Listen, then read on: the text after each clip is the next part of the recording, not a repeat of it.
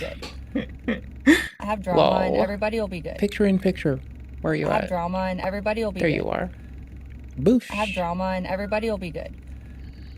I have drama and everybody will be good. So, I'm gonna I play have games. drama I'm and gonna play Dark everybody will Souls be 2 good. today. I have drama and everybody will be good. Just I go have with it. drama Oh, and my camera everybody will froze be good. again. Oh, there we go. It took 10 I have years. drama and everybody will be good. Alright, hold up. I have drama and everybody will be good. I have drama and everybody will be good. Bet. I have drama and everybody will be good. I mean, commentary, people did eat drama off and of her everybody ass will be for a good. minute. Not literally, mind I you. have drama and everybody will be good. Like, figuratively. Not literally. I have drama and assure you. everybody will Or, be wait, good. I can't assure shit. I don't know what I have people do. drama I and know what I everybody do. will be good. I damn sure didn't eat I off have of anyone's drama and butthole. everybody That will would be be good. fucking weird. I have drama and everybody will be good. I have drama and everybody will be good. I have drama and everybody will be good. I have drama and everybody will be good. I have drama and everybody will be good. I have I have drama and everybody will be good. I have drama and everybody will be good. I have drama and everybody will be good. Sorry, I can't help myself. I have drama and everybody will be good. I have drama and everybody will be good. We're gonna settle in. I'm gonna play Dark Souls 2 today. Will be good. I want to. I have drama and everybody will be good. I have drama and everybody will be good. Add this to the late night sunshine and everybody will be good. Wait, no. Stream 10 Robotica Sans I have drama and everybody will be good. I have drama and everybody will be good. I have drama and everybody will be good. I have drama and everybody will be good. I have drama and everybody will be good. I have drama and everybody will be good. I have drama and everybody will be good. I have drama and everybody will be good. I have drama and everybody will be good. I have drama and everybody will be good. I have drama and everybody will be good. I have drama and everybody will be good. I have drama and everybody will be good. I have drama and everybody will be good. I have drama and everybody will be good. I have drama and everybody will be good. I have drama and everybody will be good. I have drama and everybody will be good. I have drama and everybody will be good. I have drama and everybody will be good. Ooh, that goes in with our playlist pretty well. I have drama and everybody will be good. Alright. I have drama and everybody will be good. I guess we'll put in the Speed Uncle shit first. I have drama and everybody will be good. Flashbang you with like short form satire. I have drama and everybody will be good. I have drama and everybody will be good. I have drama and everybody will be good. Stop it. Stop it. I have drama and everybody will be good. Then this, then that. I have drama and everybody will be good. Is that what I wanted to do? No, this goes up one. I have drama and everybody will be good. Up one. There we go. I have drama and everybody will be good. Launching Dark Souls 2. I have drama and everybody will be good. I have drama and everybody will be good. I have drama and everybody will be good. I have drama and everybody will be good. I have drama and everybody will be good. Yep. I have drama and everybody will be good. It's that kind of day, bruh. I have drama and everybody will be good. You're spending time with a bitch that doesn't even care about the repetition. I do for you, but that's just a love thing. That's just my love for y'all. Welcome back, Speed Subscribers. I could run in We're here circles with for days, another bruh. tier list, your friend's significant other tier list. Every now and then your friend will bring home someone to you. You're gonna Yeah, so the reason we're here is because we're gonna laugh at me. We're gonna see if I have done or been in any of these groups. Because one of my friends will always have to be like, sever, sever, sever, when I'm like, you know, being ignorant. TLDR, when the homie says, get the fuck out, this seems unsafe. Fucking listen. Be better than me. Don't fuck up like I did. I don't know, man. I could have listened to my friend. I would have been safer. Homie's always looked out for me. Never once not looked out for me.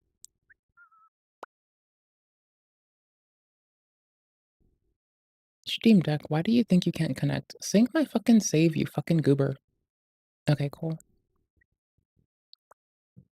It doesn't even get to you on its own, dude. It's like, it's not even its job. Like, I'm pretty sure I'm doing the Dark Souls 2 saves manually, because Steam Deck doesn't do it, and I just have to.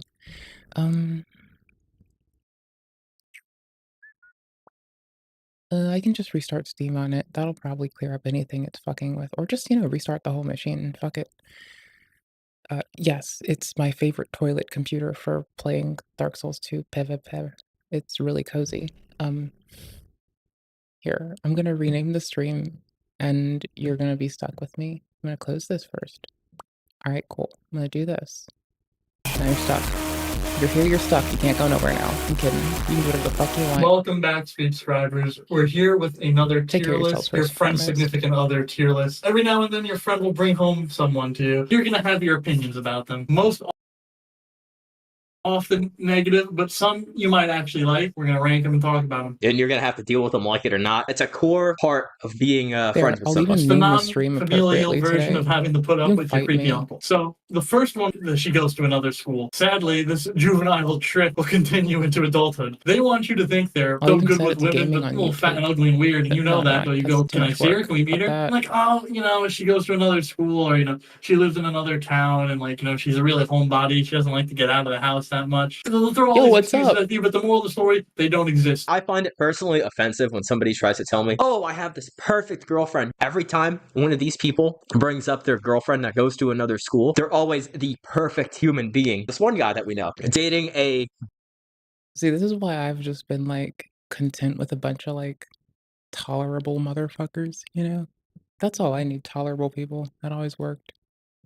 Reboot faster, motherfucker. billionaire. Not a million with an M, a Goddamn. billion with a B. Himself, just overall a general disgrace. Personally, I'm offended that he thinks that in our 20s, I'm going to buy that. I'm a grown man. I have to wake up every day, wipe my ass, pay taxes, pay the electricity bill, and then I go into work to meet someone who has to tell me that he is dating a blonde, huge boobs billionaire and expect me to go, oh man, I wish that was me, dude. High five. I'm gonna give this one D tier because you don't ever have to interact with them, so they can't be that bad, but it is a true insult to your intelligence. I agree with that D tier. The snake oil salesman is the guy that is always making promises and your friend is dumb enough to believe them. This guy hasn't worked in like 2 years. He just stays at home and like smokes weed all day. Whenever you push her on the subject, she'll be like, oh, it's fine. Damien actually just went to 3 job interviews and they're looking to give him like $150,000 starting offer. You just don't understand how they believe it because the highest tier job this person has held, like a gas station attendant. This person is being manipulated by the snake oil salesman into thinking that they're going to go far in their life and they're going to bring them up. They just need a little bit of support right now. Let me tell you, not the case. Support for them to, like, leech the strength and energy out of? What? Need like a perception like level 1 stat to determine that this guy is doing nothing but peddling bullshit. Don't worry, we're gonna be moving out of his parents' basement soon. He's been looking at apartments all day. Like by looking at apartments, it means he Googled apartments, jerked off, like drank like 3 gas station like Budweisers, jerked off again. And then passed out. And it's like sad because this is someone who is your friend, right? So you assume they have the most base level intelligence needed to see past this. But you just see them every now and then telling you, and you can hear the desperation in their voice. They're trying to convince themselves. And they know it sounds stupid when they say it to you. Because how could they look at this guy who hasn't showered in like 2 weeks and tell you, yeah, he's gonna buy a mansion in Colorado in 6 months? Just take one look at the guy and you could tell he's just like the biggest shitbag on the planet. Wait, you just want to grab her by her shoulders and go, what? Do you still believe in Santa Claus? You know, like, this is just ridiculous. Be willing to put this one at like low D or even poop crap. A lot of women poop crap because it's not only the victim that's dealing with How it. you doing, Iggy? It's the whole You're a fucking victim friend too group. because this guy has to come to your functions and he's Okay, hold up. Nah. Like, it's the whole friend group that has to contend with this. Like, whatever you bring into the friend group, like, whoever you're, like, chilling with, you've now subjected all the homies to them. Just go for poop crap. telling you, yeah, man, I just bought this. I It's bought about this the used homies washing at machine that on Facebook point. Marketplace. I'm gonna flip it for $400 profit. And you have Or to sit hundo, there let's and be like, go-sies. oh man, where should get that washing machine working? Things are gonna start turning up for you, Damien. Yep. Or really, they're tiering their friends' partners. And you know what? I'm just gonna sit here and remember that one of my friends has looked at a lot of people I've been with and been like, sever. Just sever. Get the fuck out, sever. Don't talk to them, don't deal with them, just get the fuck out. That's not safe. You know? Oh, it's gonna be fucking weird, but you don't know how it's gonna go yet. And we're sitting here before we dive into, like, someone telling us Dark Souls 2 slaps. I'm playing Dark Souls 2 right now, bro. I know it does. This is definitely Duh. poop crap. He didn't even buy anything. upgrading a Bookmarked new it on sword. Facebook Marketplace and had this like fantasy in the shower where he had the Scarface push it to the limit in the background and then move and washing machines around. Now he's sitting Wait, here maybe? before your entire friend Probably group not. I'm fucking embarrassing the girl like incompetent, Rhonda, hun. because everyone can tell this isn't about the You know I'm the Tony peak Montana of incompetence. household appliances. That's a solid Yeah, it poop synced crap my as they save because I come. have to I do know it you're manually. familiar with this Damn next right one, I do. Cross. The next one is the game night. You and your friends had a solid routine going, Now all of a sudden your friend has met the most like generic human Oh, ever I need to because you're set the hanging color out with your grading friends, first. Hold up. giggling, having a good time, and Okay, this one person sec. comes over and slaps Got it. Cards Against Humanity on Got the it. table. You're gonna want to like do something like Oops. just anything else. Remember that one time Color you were grading. dating that It's one fucked up lady? until I was do. hanging out with LB. We were in the back room having a In the back blast. The smell rooms. of like cigarettes and liquor was in the air. Mortal Kombat Trilogy on the PlayStation 1, your favorite game. You had to go mini golfing. I remember You that. couldn't- All the fun we were having came to a brutal screech. And I remember getting in my car to drive her to mini golf and hearing the laughter, the fun, the bang, just the liveliness in that room. That was the day I fell out of love. That was the day I was like, you know what, maybe this I just, think I got this invaded whole already. No, I thing ain't didn't. working Alright. out. I was That about was to when die it really laughing. started to click. I can't be the guy that has the girlfriend that makes him go mini golfing. That's I'll just go not look what I soon. am. Look at me. I'm doing stuff. Take some I'm setting solace. color grading first and restarting my The fact that, game. like, the Hold up, thought chill of out. me playing Mortal Give me a Kombat minute. destroyed your relationship. The main Ow. problem with this is like we're like adults at this point. This is like your entire friend circle has to go down to what I could just be turned off aired in-game in like an anti-aliasing. iCarly episode, and not even like a particularly good iCarly episode. Is that what you want? Like a low I'll C. put blood It's a on C tier because you don't so you get can the. like You either watch me put get my up ass with her kicked. to see your I friend, got or you you. don't see your friend. And Video if you're putting settings. up with her, it's like It's it miserable. is a slog. Put it in C tier because the It person is is on. not Okay. outwardly Fight me. harmful. They're just not fun. Best way I could describe it is like this person comes to the function, and now the Ow. function is millennial coded. I think Yeah, that's it's the a best way to millennial put it. coded function. Low C tier. I just have it as a creep, but it's like your female friend has met the love of her life who finally gets her. She finally thinks, someone is mature enough for her, and she Oh, just, no. boys her age aren't anything. And she brings home a 23-year-old guy who works at Best Buy. You're having all your friends over, a little bit of a get together. Then you hear it, the trumpet exhaust of a mid-2000s G35 rolling down the street. And I have to guess restart where my it's going? game It's menu parking because right outside after your I house kicked so all that the set, balding man in his early 20s with a minimum wage job can get out and enter so he can go say hi to his girlfriend, about 10 years younger than him. You don't even know how she can get away with this because your parents See, are like they're rating asking the you, homies. who the hell is that guy? Your friends are like 16, 15, 17, and then some 23-year-old guy just fucking sitting there. He's not talking much. He's fidgeting because in his mind he knows this is wrong, but he's just so far gone he's doing it. Not a pleasant He's person at all. just being You a tell little a joke, dog. and this 23-year-old is jealous of a 15-year-old that made his 14-year-old girlfriend laugh. Mhm. Like, that's the And he's gonna- caliber of human we're dealing with. He's What? gonna make with vague threats. See, I always found it so funny because the girl's like, thinks We're he's both so grossed mature out and together. better than like the guys Enjoy. her age, but this guy is probably going have home fun to being his mom's grossed out house with me. and like watching skibbity toilet TikToks. He doesn't Skibbity. own one shirt that doesn't have a Skibbity. stain on it. Like he's like an absolutely pathetic human being. Skibbity. And as I reach the age I'm at You know now, you like or skibbity like toilet. the Don't age fuck with of like me. this guy was, Bitch, you know you like skibbity fucking toilet, goddammit. Don't you fucking lie to me, you motherfucker. I know you do, goddammit. The fuck? Do you wanna pretend like you don't like skibbity? The fuck? Are you like... You tripping? No, you like skibbity toilet. What are you yikesing? You love skibbity toilet. Cause I love skibbity toilet. And if you didn't love skibbity toilet, I'd fight you, motherfucker. Goddammit. The fuck? What? Bitch, don't you fuck with me. Skibbity. Skibbity till we fucking Ohio, goddammit. Alright, gotta restart my game. Titties. Wait, did I do that? Okay, cool. I wanna get back to invasions, so I gotta hurry up and do this. when Hey. I was 15. I get so You don't uncomfortable get it? of the thought Skibbity? of like hanging out with like Well, a it's the only 16-year-old. levity you Even at got. the age I gave of you a like break from this, 21, so you're welcome, McSweeney bitch. here I had know. a brother that was like 16, Love and you, sometimes his friends would be in the house, and I would motherfucker. feel uncomfortable because I felt washed up and old. I can't imagine talking to someone at that age with the intention of like, this is my girlfriend, bro.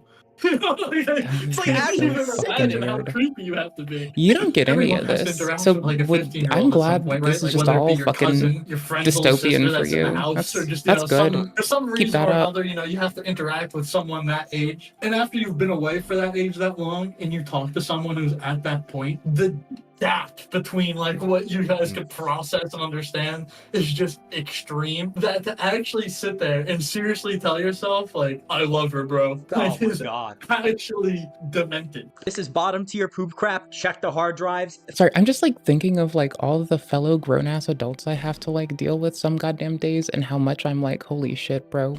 Get your shit together, honey. Please, please, please. God damn it. So that's just me over here, just sitting in like abject horror. Just abject horror as one does. God damn it. Skippity. Throw them away forever. This is the worst. I think this is probably the worst thing you can be. I don't think it could be any worse than this. Bottom tier poop crap. These creeps need to be stopped. I don't understand why there are so many of them. There's a lot of them. I think it's crazy that I think this is a universal experience. Like, I think everyone watching this video can remember being 15, or maybe you're 15 now, and you know, like, some girl that's talking to, like, a 22-year-old. The next one, The Crisis. To contextualize this, think of, like, the GoFundMes for the escaping my toxic roommate, like that trope, right? Like, there's someone that is always having a problem. I wished my friend that said sever all the time came around like, you know, a lot earlier in my life. I just imagine if like he rolled up earlier, I'd have been safe a lot longer. Bro would have just been like, bro probably would have just fucking like got somebody to get the fuck out on there. He probably wouldn't have waited for to say sever. He probably just would have removed them from my life. Like just boom, just gotten rid of that motherfucker. Goddamn. Homie's legit. By the way, like I know I'm just alluding to a like random homie. Homie looks after me. Homie makes sure nobody gets to pull some fucking dodgy ass shit on me. Homie makes sure that no one fucks with my ass in that fucking regard. Right? Like that's a homie. That is a homie I well and truly accept. I don't think I deserve. I'm just so darn fortunate. They're so fucking kind. Here we go. Did I restart it? Did I put it in? Okay, I finally updated the fucking timestamps. Let's get They it. make it your problem.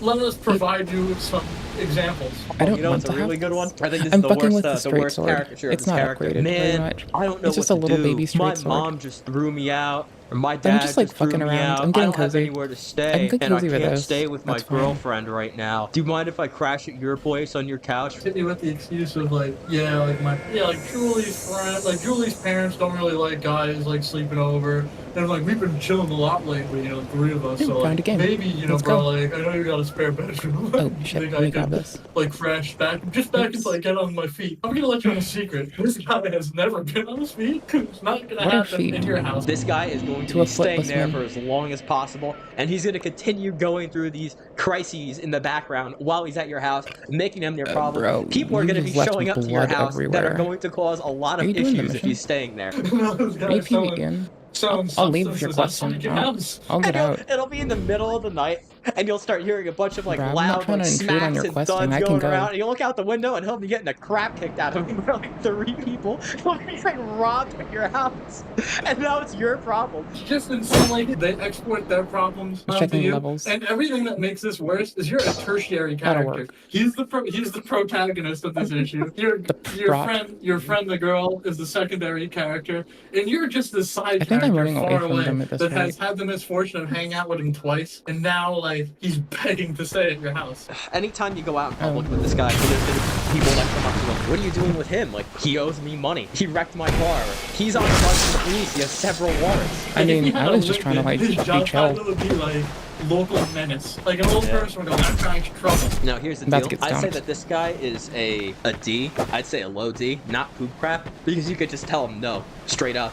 And you could see this coming I was from a gonna mile bow. away, Oh, well. and you could Yeah, correct shit. the issue by not interacting with him very much. Just put your foot down. Like in a friend group situation, this is like the equivalent of I didn't see tripping them your at friend first. so the I bear was eats lost. them That's first when probably you're why I got escaping a my wild ass handed animal. to me. Because you just keep That's enough fine. distance until this That's guy okay. picks another victim in your friend group to exploit for resources. The next is the Horde of Barbarian. This is like, this one I think both genders, significant others, Oh my are gosh, I guilty didn't of. mean to You click have that. like 5 or 6 people in your friend group, and now all of a sudden it doubles with 6 people you don't know, ranging in personalities from absolute trash to this person just brings their entire friend group to every function. Biggest sin right off the bat I'm just is gonna the like go and upgrade a audacity. sword Because like, soon. how often I just are you wasn't guys thinking. hanging out at a place that's not someone's home? The audacity to be like, hey, I prefer the straight sword right I now. bring 7 of my friends to your house. Oh, but they even ask. They just show up with it. They're loud, they're obnoxious, they don't know you, so they have no respect. They probably don't think they're ever gonna be back in the house, so they have no sense of like. I've been on 3 for a bit, so I'm used to different They're motion. asleep, and they're screaming and giggling I like. think the biggest sin too, they're never funny or worth having around, but they're always there. They come to your house and they make inside jokes Did I amongst themselves, crack this? making you feel like an outsider in your own home. Did I not Let me crack let this? you in on a secret. About this? You guys ready for the secret? No. They're never bringing their attractive single friends over. So get that little fantasy out of your head. That's not the case. This is poop crap. This is poop crap. Now that I'm Yeah, I thinking mean, I about it. have more fun talking to a shock collar. So the next one is stealth mode. Everybody could relate to this. Your friend brings a partner to the function who just I spawned does in the not most have any evil sense place. of I humor, don't like and this. I you feel have disrespectful to completely too. shift who you are to be this like clean-cut little person. And then the worst part, you guys ready? You all know this. You tell a joke. What? That's so weird. What? And now like you just feel stupid and like even though it's not your fault because We everyone found a else good is one. laughing, Everyone's you just pretty feel cool, like but you know you messed up. we found ourselves a good You one. try to explain the joke, and then she's like, I still don't get it. What do you mean? And like you break it down to the point where like you're 50x on the magnifying glass, and by the time you guys say it's just so beaten in the ground. No it's humor like to it's it like getting anymore. homework. It's every time you tell a joke you get homework. You see them? Oh no, now I have to be somebody else. You have to normalize everything. Sucks. It's terrible. You're pretty much go from who you are to who like a company HR wants you to be. I'll put it in C. Yeah. The next one is the starter, significant other, pretty average person. They're nothing special, but you just can tell their personalities don't match. They're kind of here because it's the first person that showed your friend any form of romantic attraction in their life, and now they're dating them. And you know, you just watch your friend go through all the Sorry, I was initial laughing at Speed realizations Uncle. of like having a relationship. Now they don't have as much time Respect. anymore. You know it's gonna end. It's not No, gonna I end, came like, to the too game with far like in a the future. tight And then PvP after community you that lost sucks your less friend than for me. 6 months I'm down with to this. date Let's this person, fucking go. you lose them for 6 months when they're grieving from this relationship. But you could tell from the moment these two locked eyes with each other, there was just nothing there. The thing that makes this such a pain is that it just consumes so much time, and it's on a timer from the second they see each other. It's like you got a changed countdown one, so I going on can't in the use this background. one. They got nothing in I common. wish. They're not gonna last. I might go back There's to a whole Dragon timeline just because here. I'm He like meets her. Oh, they're so perfect. fucking Then it around. goes into the relationship stage. Weapon change. I forgot. Here's this It's person just doesn't shitty exist. though, Then it but I calms still down, want to you see take them it. once a week. I don't Like, care. things are going good. Things slowly I'll take my here, substantially things less just aren't damage. the Oh, I same. forgot to And then switch. it goes from things aren't Yeah, the same till whatever. they broke up. I like and its then for stab. usually longer than the relationship actually Its was. stab is you get really the, nice. Bro, he or she was I so like its switch. different. I really What's up? fucked up. I gotta do anything to get back. And then you I have have to like earn the the arc, switch. them trying to get the person back, but the person moved on. And it's just like, I don't even know why I'm explaining it to you because we've all seen I need this. to Not fix only some have stuff we all after seen this this, match, we've all actually. been in this situation, and we've all been the starter boyfriend or starter girlfriend for the 4 girls that watch our videos, to someone else. Starter would be a solid B tier. Everybody at some point is going to have a starter. Well, Or everybody be a should. starter. I know some of you probably won't. Everyone has their day. It might just take you 20, 30 years, but one day you'll be someone's starter. B tier, it's a stage of life. It's like puberty. You gotta go through it. It's a rite of passage. The Judas is the betrayer. Judas here is your friend, I'll wait for them to significant finish other up. that It you looks like know they're busy. is Like, cheating, and okay. like you'll bring it up to your friend. I didn't wanna, like, get in the he way was of just them, out like, with his doing friends all stuff. night. It's fine. He doesn't text me. He doesn't like being on his phone.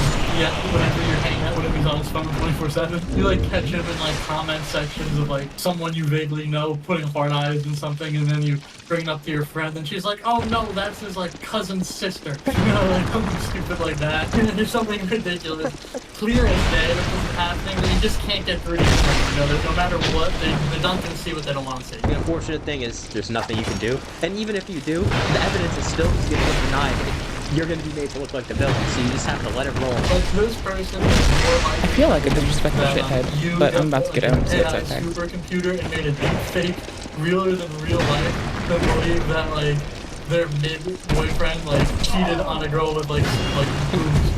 Like if I got The range tripped me up. That's fine. Supercomputer, you and your friends have tried to break it down. This guy, Okay. he's too busy like I gotta fix it. trying to get with other girls to really be bothering you. You know, you barely see him. Oh my gosh, wait, the guy that is like with you but is like too busy trying to hook up with everyone else that you know? I used to date that dude. Oh, that dude's an asshole. Fucking A, dude. He's a chore. Goddamn, bro.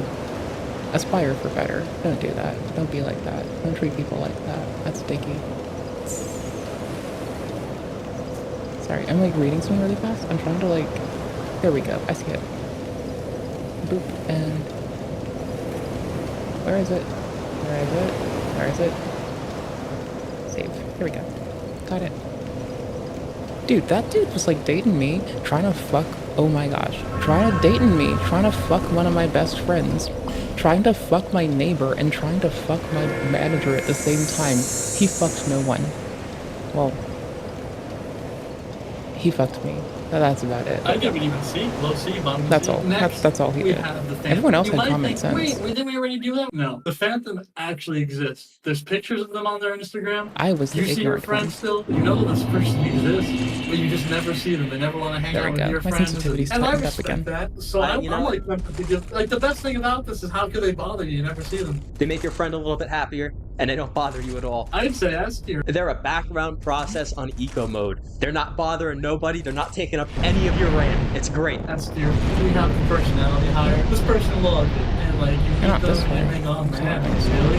That's who you're bringing in. You know, you have your initial impressions, then you meet them, and they're an awesome person. They're funny. They're kind. They're gracious host if you're visiting their house. Respectable guest if they're in yours. They're just overall pretty great to be around. The only problem is you're gonna be upset when they break up that you can't hang out with this person anymore. They You fit can in just hang out with fine. your It friend's probably person. won't last too As long long as you're not either a because dickhead. they're gonna find somebody more attractive. They're probably gonna be a scumbag Oh, and we were cheat right on by them. the bone And that curve. might cause disharmony. Right by the I'd be boom tempted to curve. give Oh this my one an gosh, A. that That's an A. don't We have the leech. This is the human version of ransomware. Yeah, Sick. you click the link for the big boobs. Wait, and what did you get? there's that- You no, got it's not. That's a scammed, corpse and now from you're that. being held hostage. And they are just sucking them dry. Because every penny that they make is going into this person. Every You would single think penny. this person is a magician, because every time they enter your house, some precious family heirloom disappears. This would be a fun place to fuck around in. Really, it's just like a vacuum cleaner that exists to suck the carpet dry. And as soon as the well dries up, they're leaving your friend.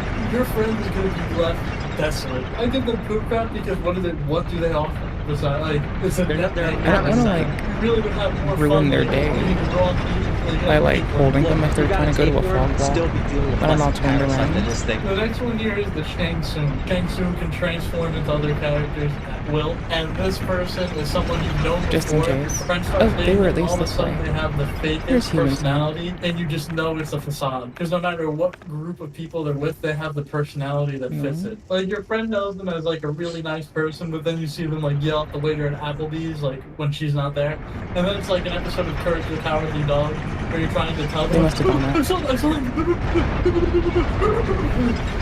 It's exactly what's going on. I'd say this is a low C. I put it in C. We all know a guy No like wrong this. with that. We all know somebody who's dating Oh, a guy shit, like man. this. This next one is General Goshi. I'm a This goober. guy always like I got your this friend one. starts dating them, you hear a few things about them. You go, sure, have them over, we'll have a few drinks. And you notice something weird. The guy keeps talking about the penises and controls and things of that nature. And then he goes, fine, I'll show you. No one asked him to show you. He pulls down his pants and just does a full-on Goshi. This guy, no matter what function you go to, your friend doesn't seem to mind so much. Oh, he's a really sweet guy. But every time they leave the room, drops his pants, he spreads the cheeks. Drop them pants, Right spread in front them of everybody. cheeks. What the Every fuck are single you time. doing? He thinks it's the funniest joke in the world. He's like, haha, I'm gonna do it again. And everyone's begging him not to do it. Just Everyone's every telling him single it's a time crime, you're and he's with just this like guy, he's locked taking in. it, he's doing a full-on The homie's Goshi. just like committing No crimes matter today, where bro. you go. Give him your phone number, and you check your notifications when you wake up in the morning, and there's a 4K I'm video. gonna Like, dip Well, at because least I feel no like a one person who's dickhead dating holding them somebody out. like this. It is kind I of feel like funny. it's I'll all my give it fault. this jarring. It's a B tier. Yeah, I'll put it B here. This is like That's something. relaxing. It's a simple one. not much you can say on this, is the unicorn. Somehow, your partner's found someone that navigated the pitfalls of all of these. I think I'm wrong unless they... Perfect person. They're a great friend to you, a great addition to your friend group. You just instantly... They snap into place like they're completing a puzzle. And in a way they are, because they complement your friend perfectly, and they complement your friend group perfectly. They're just overall a pleasure to be around. They add a whole lot to the conversation. You imported a lifelong friend. S tier. S tier, top of S tier. There's only one thing I have left to say. And what would that be? Hit the bell. Hit that bell. I'm gonna dip so they can do their thing. I'm in the way at this point. I saw it! I saw it! Welcome to Dark Souls 2, a so-called bad video game. You stop running away. They fear death. Oh,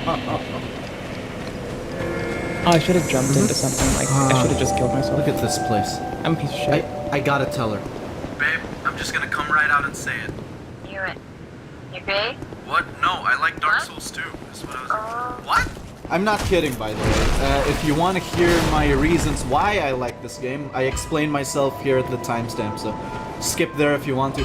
Explain myself, I said. Like it's a crime to like Dark Souls 2. Oh my gosh. How did that hit? This is like my third time trying to get this. Rude. Yeah. It's a lot harder than it looks, okay? I believe in them. They're gonna get it. They got this.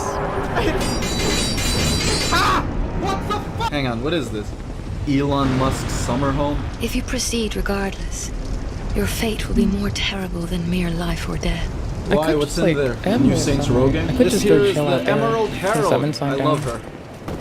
Look at us. We're such a Yeah, cute I'm gonna couple. cosplay Oh my as God. that because I want to wear green all the time Ornstein too? anyways. I am not jumping What? into that well. I'm very I don't simple. care I what's just in wear it. green a Nope, lot. I'm not doing that. Never do jumping you in a want well from me? ever again. Back! Back, peasants! I wield these blades of fire. Oh, I'm just gonna go offer to I'm chill like in Vendrick's Arthur place. Dane. Fuck it. Okay. I'll go put a Just fucking white fall soapstone already. down. Fuck it. I already know when I get to the middle of the room, they're gonna ass blast me. I'll go Just ruin do somebody's it! attempt by accident. Do you Just because think I'm giving me terrible. anxiety Just is 'cause I cool? suck. Why is it always If spiders? it's for Vendrick, I'm gonna take a At bigger least weapon. put boobs on them. This That man chest is is 100% a trap. No. And okay, here we go. Jesus. I'm gonna funnel them I'm gonna into this update my like narrow longsword. funnel. Oh my god. Stop, you little motherfucker. I want to update my longsword. I'll do that first. Like, I'm pretty sure furious. longsword's my heart right now. Is that a That's necromorph? where my heart is. That is just fucked up, game. I love the spider engravings on the door. It really fills me with confidence. No, I'll go back with fucking people in a bit. saw the teeth! God, I love it here. Look at her. So effortlessly beautiful. I was talking about you, baby. This video is sponsored by AFK Arena. I will use the ad money to buy alcohol for my birthday. Right now, they're having a collaboration with The Witcher. Geralt and Yennefer are now in the hero pool, which is fucking sick. I've always liked the collaborations that AFK Arena does. I like that the devs show respect and care to these collab characters. Like, they use weapons and abilities that they would use in their own games. This game can be played very casually, but you can also do what I did, which was completely sink my teeth into it. There's hundreds seeing of if I can heroes to find people collect, posting where plenty they of are at. events and activities. You won't run out of shit to do. That'd I be say this handy. from experience. These are my heroes. My favorite is Saurus. He's a dinosaur with a fucking twin blade. If you're interested, just click on my link in the description, and many thanks to AFK Arena for sponsoring this video and supporting my channel. Lawrence is back, baby. There's loot here. See all these big footsteps? This leads to loot. You can tell. I'm gonna You go can there. tell this Fuck leads it. to it. We'll go back. Oh wait, hold on. I am gonna Amber update my sword. I have that. I got this. Hold up. I can also merge Picked up this some down. shit from that guy. I'm almost out of mats though. That's kind of the thing. Are you New Game Plus the Dragon the Rider. next monarch? I'll be whatever Pretty you want me to sure. be. Oh my god, that goes straight to fucking Blighttown. I No, am I not didn't. going down there. I'm liking I the don't vibes care. of this hub I'll go get world, them again Jack. later. Look at this. Does it stay daytime forever? It's awesome. Stand up! Majula Iron Fist. My name is Pate. I just want to upgrade my sword. I I journey was playing hither around and with it, thither. what felt better. Journey hither and Because I'm thither. done just hitting You NPCs made that alone. up. And this moveset is like What is the range of this? kind of a killer. Also, don't judge me. I have Mail Breaker on me, just in case, you know? Please! Just because I'm a hard bitch. Got that Ring of Steel Prop 1. Mail Breaker. Good old Stony. My fucking neck! This is negligible. It's fine, but it's negligible. It's like, whatever. What the fuck is happening? Hit the guy I'm locked onto! I'll think on this more Hitting walls! later. Hit the guy! What do I need map wise? No. Yes. That's buying oh my shit. Of course. I almost fucked up. I'm gonna fight him anyway, after all. One shard. Well. Wait, don't you sell shards? These have different prices. Yeah. Been busy. Bought items. I need fucking adaptability. Bitch. Well, I remember what that is now. Shards. Oh no! I mistimed the dodge! Oh my gosh. You know what? Fuck it. We have to go get shit apparently. I'll update it, then we'll go do some shit. Well, I spammed the S-Stocks upgrades. Oh my gosh, I clicked buy. I wasn't paying attention. Holy shit. Holy shit, muscle memory. Holy shit, bitch. You motherfucker. Please tell me these skeletons are a fucking live right now. Don't make me burn an aesthetic for this. I will fucking QQ. They are right the fuck here, bro. Bruh. Bruh. Bruh. Bruh. Bruh. Bruh. I got distracted again, sorry. Well, this is by my glasses, it's not distracted, it's just living. It's adjusting. I got distracted again. Oh my gosh. Did I exhaust your dialogue? I can't even hear you. I know you're being noisy. Is that it? We've lit so many flames to preserve this world that is actually dying.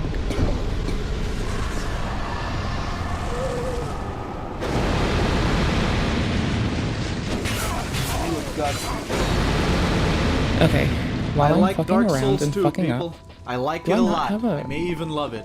It's my next favorite after Elden Ring. Oh, so you hate I like Dark Lies of Souls Pi, 1 and Sekiro, Bloodborne? this No, pretty much motherfucker, equally. that's an entirely different sentence. Thing is, I came in here with low expectations, much and what equally. happened was I'm having a lot of fun. Don't get me wrong, there's a lot I'm of gonna dumb light some shit of the they shit put in in here. front of my ADP hair. stat, everyone's already talked about this. It's stupid for your dodge iframes to be tied to a stat, but It's also, weird, but I'm I like dodging it just still. fine. For the most Yeah. part. I Dodge. didn't, like, I'm glad I Dodge. put points in it that I Dodging did. fine. Like, I'm glad I Dodging did. fine. They also got However, pretty lazy with the amount of enemies like, per whatever. area. Their approach You know? was like, fuck it, put It's 10 a in big there. whatever. Have the player fight them all at once. Here, I'm It's gonna put these lazy, in a better order. but manageable most of the time if you take things slow.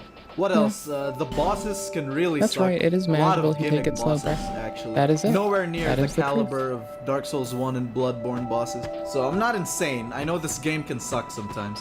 But guess what? So can the rest of them. Some people like Everything to act sucks like a the little other bit Soulsborne sometimes. I'm games putting are that there 'cause I fucking love it. perfect. Dark Souls 2. The quality of blues. life in this game I don't wanna surprised do me. blues. You know, fast travel is available from the get-go. Makes it a lot more motivating to go exploring, because I know if I find a bonfire, I can just go back to where I came A from. Dark boonfer. Souls 1, you had to beat Ornstein and Small first, and even then, it wasn't the best, because there were so few bonfires. Having to upgrade my weapons became Super such a out. boring and tedious process. What else?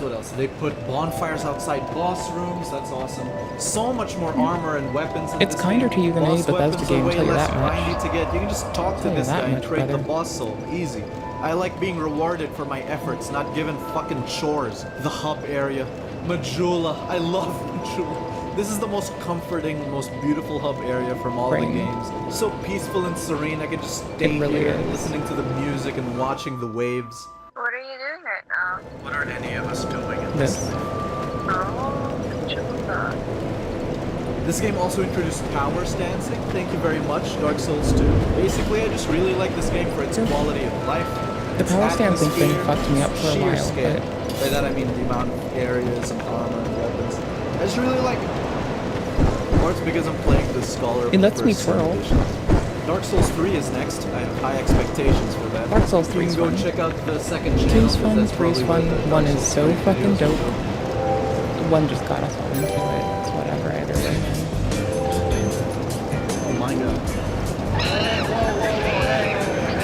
I can't believe I wasted my mats. That's all. I'm just blown away by my ignorance. Oh my god. Why did I grab it? Whale leg? There's an item there. It's no. It's there. See it? I think I'm meant to take the jump from here. So.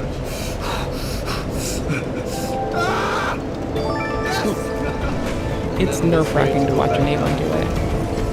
Yeah, there's just too many. It's just fucking nerve-wracking. Okay. Perfectly balanced. Come here, you little shit. Yes! Yes! That's my fucking character arc right there. Well, let me guess. What? I am shocked. Shocked, I tell you. I'm so tired of these gank fights.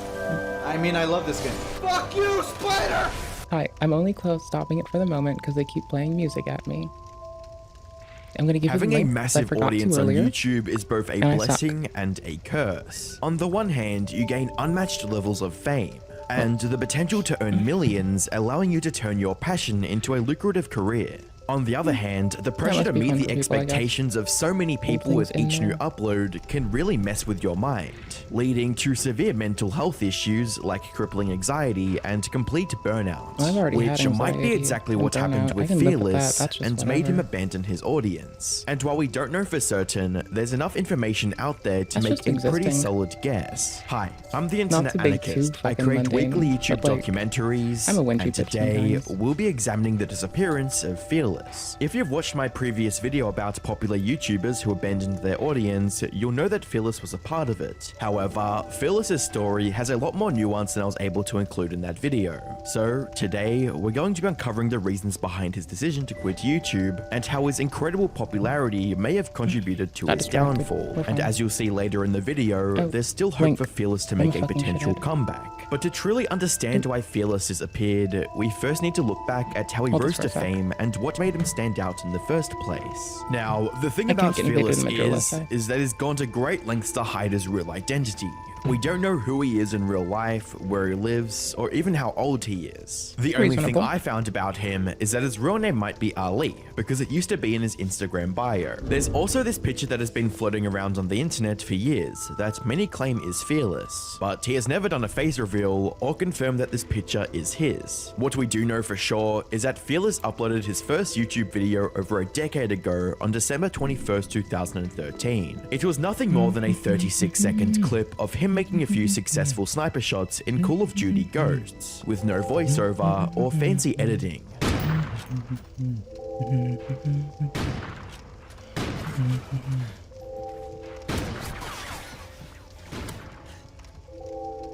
From there, he kept posting similar clips from different games, like Titanfall, Battlefield 4, and Halo. These videos were extremely primitive compared to his later uploads, but at their core, they still had elements, like his sniping skills, that would later become a key part of his brand. However, things started to change in February of 2015, when he began taking YouTube more seriously and uploaded his first video with a voiceover. Where's this fool? Oh. Bro, this kid's this bad. No, there's no way you're this bad. Oh, don't call people He also bad. started properly editing his videos to highlight funny moments and integrate I just moved memes. stuff around on my Someone kill me screen too. first. Come on, helicopter. I thought we had something, man. The way you looked at me when you entered the map, I thought we had something. And just 9 months later, he hit his first big milestone on YouTube. 1,000 subscribers. Things would only go up from here. He kept refining his editing style and comedic timing, and the views on his new uploads reflected the effort he was putting in.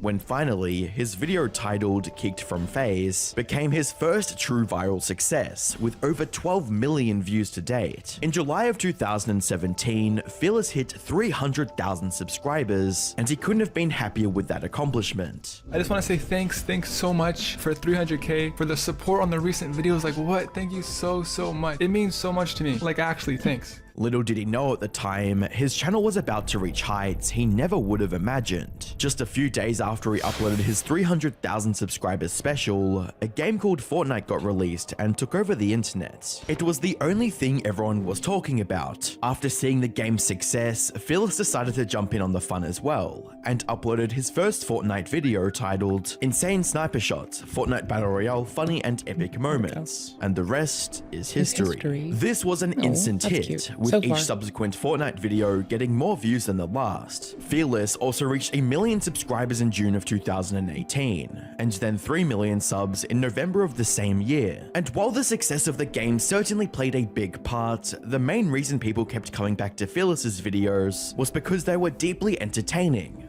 Alright boys, last guy. You know what's gonna happen. The no-scope's gonna happen. He's in this building somewhere. We have a sniper. We just gotta find him.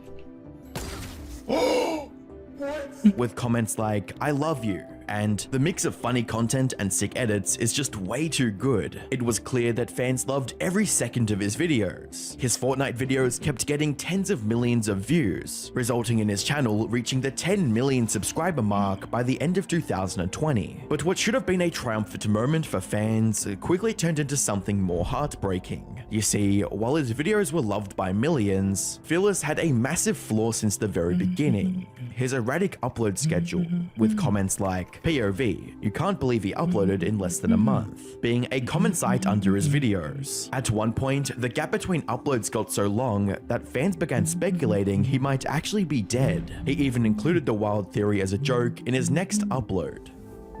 Guys, I've just gotta say, if y'all watch Fearless, he's Sorry, died. He was at the my hospital goober and he fucking arc died again. because Owie. of this infection. While his fans would have loved more uploads, they understood that what made Fearless's content so great was his commitment to prioritizing quality above all else. He only uploaded when he knew he had a banger video. Fearless could have easily uploaded at least once a week, but that kind of forced content wouldn't have been as entertaining, so his fans were more than willing to wait patiently. However, their patience turned into concern after a cryptic statement from Fearless himself. When a fan asked about his absence on TikTok, assuming he was on vacation, Fearless replied with an unsettling comment. Vacation lol, I wish this was a vacation. If only you knew my life bro. His situation became even more alarming during a live stream on his second channel in June of 2020. It started off quite normal, with him talking to the chat and wanting to thank them for joining individually. However, things took a dark turn when a fan asked about his upload schedule. The fan likely expected a joke or a snarky remark in return from Fearless, but what he received instead was oddly serious and concerning. Yo, why you never upload? I thought I watched you. Game, why not watching you? What's the problem? I'm sorry. It's life. I don't know. It's weird. You want to talk about it? Let's talk about it. All right. YouTube. How the fudge you do? Whoa. Nah. I don't want to get into it. Why I haven't been uploading stuff, but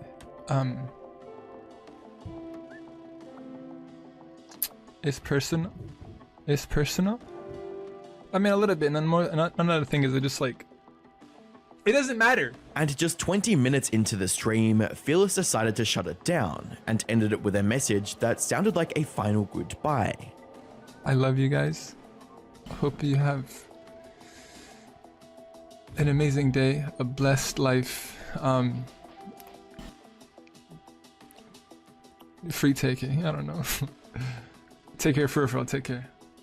I love you guys. This left many viewers wondering if this was the last time they'll ever see Fearless on YouTube, and these worries became even more justified when Fearless didn't upload anything for the next 4 months. Fortunately, concerned viewers were able to breathe a sigh of relief when he uploaded his next video in December of that year, squashing any rumors of his retirement. Fans were over the moon to see him return to making regular content, resulting in the video getting over 2 million likes and becoming the most liked video on his channel. channel, with top comments on the video reading, "Fearless uploads, 2020 has been saved," and "This video still feels like the old days. You'll love to see it. Welcome back." But while things looked great on the surface, a peek into the video's description revealed something incredibly odd, with Fearless stating, "Minecraft vid in a couple weeks." And sure enough, Fearless delivered on his promise and started 2021 with a surprise no one saw coming, a Minecraft video.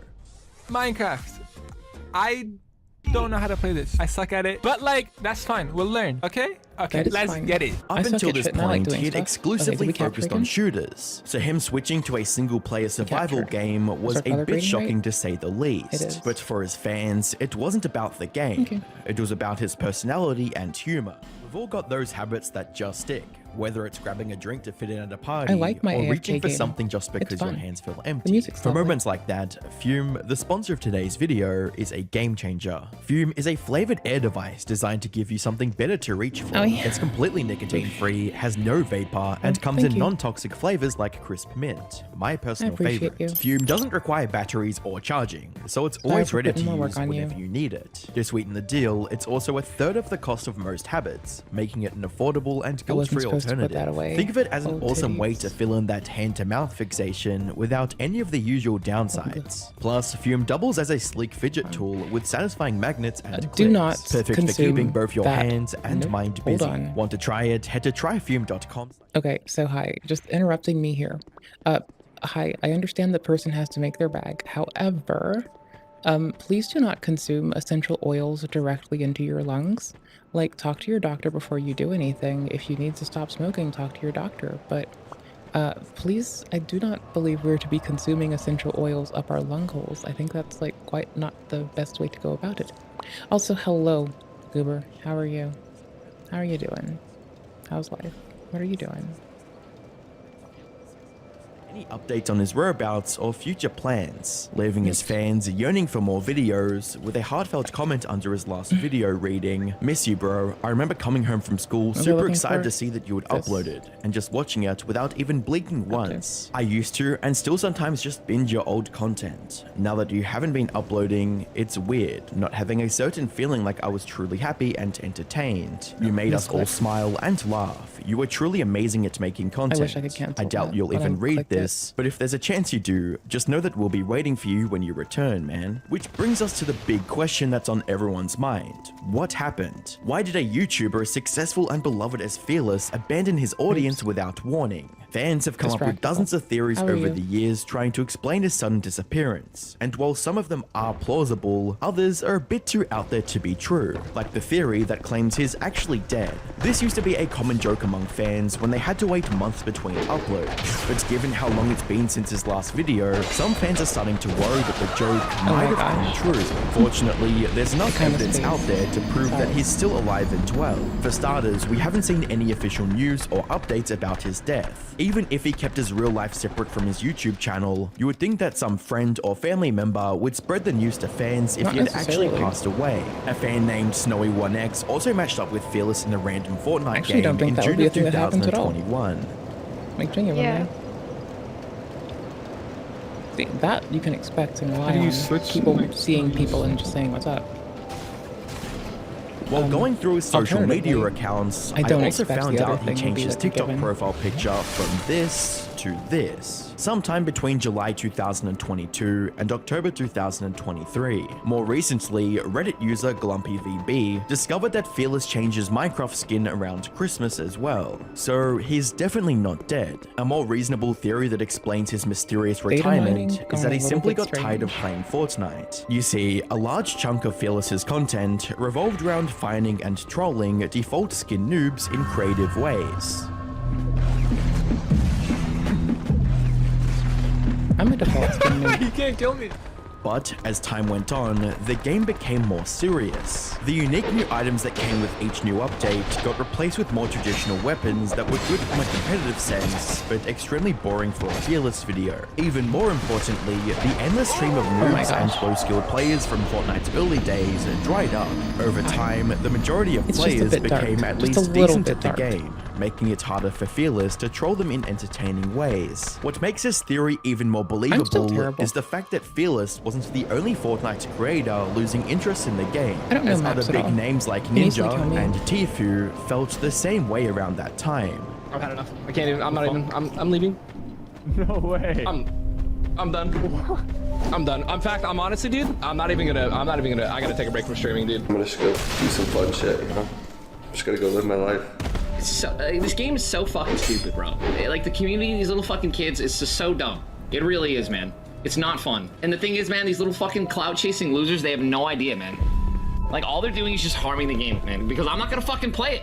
I'm not gonna play it, I'm not gonna stream it. This would also explain why he tried to pivot away from Fortnite and to play other big games at the time, like Minecraft. But when he struggled to find the same passion for Minecraft as he once had for Fortnite, he decided to put down his controller and quit making videos. Some people have also put forward the idea that he simply quit because he already made it big. His channel has over 1.5 billion views in total, which translates into millions of dollars in revenue. And judging from his voice, Fearless was also quite young when he made these millions. So why would a young person want to grind day and night making videos when they already have enough money to last Can I lure them into the hole? That's entirely possible. Oh wait, that would be fucking ignorant, because I wouldn't get the shit. Based on what I found, the real reason behind Fearless's disappearance is far more tragic than him living it up on some tropical beach with his YouTube fortune. As I mentioned earlier, Fearless's dedication to quality was one of the biggest reasons his content stood out. He wanted to make each video better than the last. In his mind, every new upload had to be more fun, more entertaining, and more exciting to watch. Even when he was playing Call of Duty for less than 1,000 subscribers, he was trying to improve continuously, working on his editing style, voiceover quality, and overall timing of comedic bits to deliver as big of a laugh as possible. Where's the fourth? Where's the fourth? He's right there, but he's fucking taking his time, and I'm okay, chill. We're going off, boys. We're going off. This kid trying to knife me. Nope. There's another guy behind me. Let's juke him out. I can't sprint. My controller's broken. It's not broken. I just suck. And while this is a good mindset to have as a creator, there's only so much you can improve before the pressure of doing better becomes too great to handle. The pursuit of constant improvement can lead many people to abandon personal projects they've never shared with anyone. Now, imagine if that project was going to be seen by tens of millions of people. The sheer weight of the expectations would be crushing, which I believe is exactly what made Fearless quit YouTube altogether. On the one hand, the astronomical growth of his channel brought in more success than he could have ever imagined. But on the other hand, it also made him anxious to hit the upload button for each subsequent video, fearing that he might disappoint his millions of fans. Which can be seen in this TikTok comment from Fearless back in 2020 when someone asked him about his next upload on TikTok, where he replied stating, "Bro, I have my next video done. I'm just scared AF to upload." A few months after his disappearance, in July of 2021, a Reddit account by the name of Graph Fearless started an AMA while claiming to be the real Fearless. And when fans asked him about the break, he mentioned things like, "I had a panic attack after posting a video that made me seek therapy. And I love what I do, but the pressure did get to me. Therefore my break, I am in therapy about it, and I'm getting better." Unfortunately, this AMA turned out to be completely fake, with the original poster stating, "This AMA is obviously fake. I hoped this would get a response from him and prove he is still alive." That failed, unfortunately. That said, while this random fan was making things up, there was more truth in their words than they realized. In February of 2024, a YouTuber by the name of Kalex did a deep dive into Fearless's disappearance. During his search, Kalex managed to get in contact with a person named Pigo, who was friends with Fearless in real life. Fearless had even shouted out Pigo in one of his Fortnite videos. So his connection with Fearless was definitely real. Pigo confirmed many things about Fearless, like how he used to work at a bakery, and that this was really him in this picture. Most importantly, Pigo verified the theory that the reason Fearless stopped posting videos was because of the pressure, stating, "His videos are really good because he actually cares and he is a perfectionist when it comes to YouTube. Like on camera, that's his real self and he is genuinely that funny off camera. But he felt pressured because he always wanted to top the last video, and all it takes is a bad video to F up your algorithm, and he just wanted the best product for his fans, and that can really burn someone out. And nowadays, YouTube is all about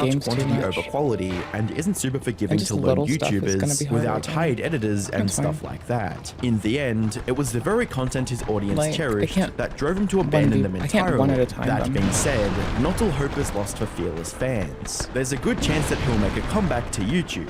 In 2023, Fearless operated a Discord server for a couple months, where he talked with his fans and often invited them to his games. And before shutting this server down, he posted a message thanking them for their support, and ended with a message with this statement: "Till the next time we meet," indicating that he still wants to return to his fans. Fortnite has also changed a lot since he left, with a lot more fun items and updates to make videos about. For his fans, all that remains is to patiently await his return. That said, Fearless isn't the only one who abandoned his audience. Check out our video covering other popular YouTubers who did the same thing.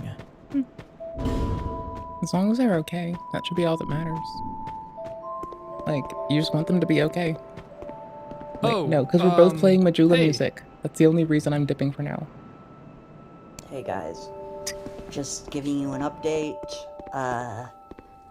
Jupiter will be returning to YouTube sooner or later. I've just been so busy with life and everything that's been happening. So, yeah. Thank you all for subscribing and everything, getting me where I am. How's it going, everyone? Jupiter is back, and I I don't think there's one person on the internet who thinks this is a good thing. If you don't remember who Jupiter is a man in his mid to late 20s who believes he's a hybrid between a werewolf and a vampire, or just whatever Jupiter's imagination is feeling at the time. And did I forget to mention he's one of the most despicable predators on the internet as well? Well, he is. Jupiter is not afraid to tell people of his degeneracy. If he believes, it'll be kept a secret. He'll spill all of his creepy ideas, and genuinely, they are pure evil most of the time. And if it's not something terrible, it's literally just a childish game he's playing. Like his comeback today. Jupiter had such a terrible paranormal moment, he decided he had to let us all know that, and he believes his police case is about to be thrown out right now, so this is probably the best time to make a comeback. So let's jump right into Jupiter's terrible spiritual experience. I've had a lot of paranormal stuff going on in my house. Like weird footsteps in the kitchen when no one's in there. Feeling a presence in my room. And just recently, a couple weeks ago, I was in the kitchen making myself some dinner. And any of you asked what I was making, it was ramen. And I was stirring it and everything, you know, preparing to dump it all into a bowl. And all of a sudden, out of the blue, I feel something grab the back of the nap of the shirts that I was wearing to keep warm. I feel something or someone grab the back and pull me backward. Scared the ever-living daylights out of me. And I don't know if that spirit was malevolent or benevolent. But I'm still, like, freaking out about it. It's still fresh in my mind. So I figured I'd, you know, as I was saying, the entity, whatever, or whoever it was, grabbed me by the nape of my shirt and ripped me back.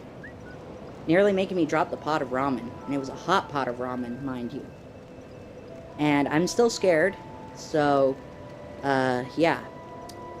Anyway, I will be posting more stories like this to my page, so do me a favor, like, comment, and subscribe. And, yeah, I will start posting story times, I'll start posting my paranormal stuff, you know, all the usual stuff.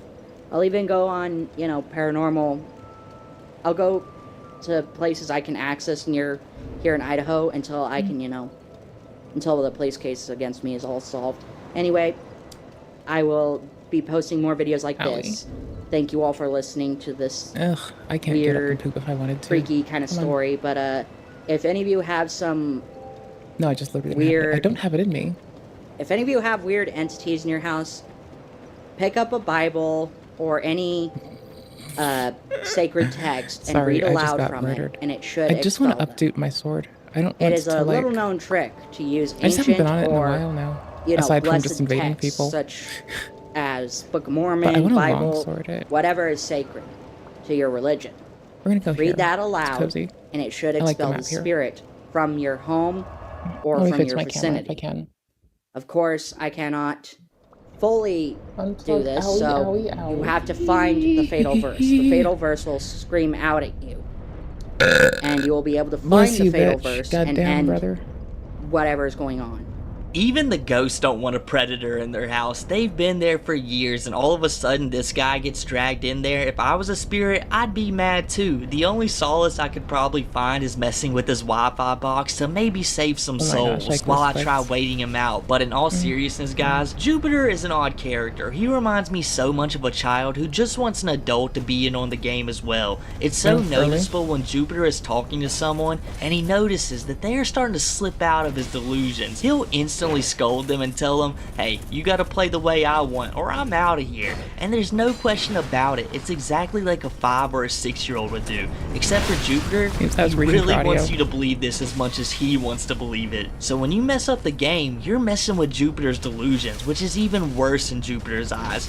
And where this can be seen as just like a silly habit of a man-child, you gotta consider what Jupiter gets up to in his off time. The case he mentioned wasn't for jaywalking, it was because the police came and seized all of his devices. He may seem innocent, but Jupiter actively tries to talk to people he knows is underage. In an interview with Kiwi Tapes, he flat out says that he is a predator and chooses to hide because he doesn't want the public to figure out. It's just a good thing that Jupiter isn't the smartest person to ever live. He normally always gets caught one way or the other, and if he didn't, I believe Jupiter would be a real danger. I mean, I don't think many would believe it's too much of a stretch to assume that maybe Jupiter does all these weird things to appeal to the younger generation. I mean, who would really argue with that? And did you hear him towards the end? It's so crazy how he can just casually slip in that he's got a police case that's been investigated. But don't worry, forget about that. If there's any ghosts in your house, just grab a Bible and call 1-800-JUPITER. He'll cleanse your house of all the unwanted spirits for the low cost of paying all of his legal fines. They don't call him a predator because he's a werewolf. You may know me as Jupiter, Shadow Raven, and Maleforce by now.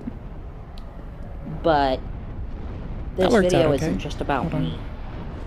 Is that we were kind of this video is about all of us.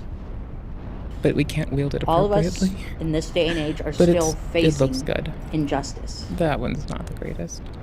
Being judged by the way we look, or for our actions. This is pretty great. Something we did when we I mean, were I also have on pants that I probably shouldn't have on. Just for shit we did on the internet. We all get judged. Hold on. Here. It needs to stop. It needs to come to an end. I watched videos listening to how Dwayne "The Rock" Johnson stood up to people. I'll fix the camera. Hold up. Who were basically judging people kind of based on their skin tone. No, it and doesn't. Dwayne, if you are watching my videos, I think you're an amazing guy. So keep up the work that you do. Someone just needs to tell Dan Cummins that Jupiter lives in their town.